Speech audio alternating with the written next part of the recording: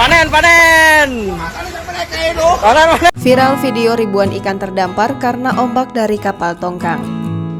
Beredar video di media sosial warga memanen ribuan ikan yang terdampar di pelabuhan. Kejadian langka. Diketahui video tersebut berlokasi di Pelabuhan Mas Semarang, Jawa Tengah, Selasa 12 April 2022 sore. Video tersebut diunggah oleh akun Instagram @birunyarina.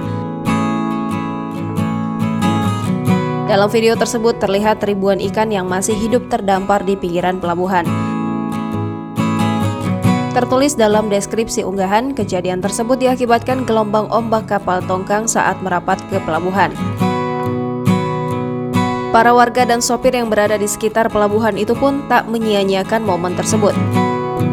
Tampak mereka dengan senangnya memanen ikan dengan menggunakan tangan kosong dan juga ada yang membawa kantong plastik untuk menampung ikan yang telah ditangkap.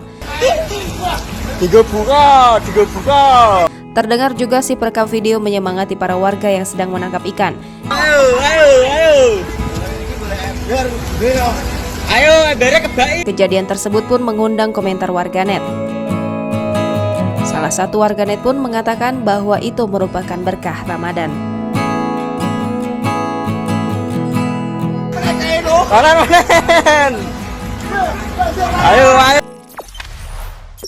Jangan lupa subscribe, share, komen, dan like ya.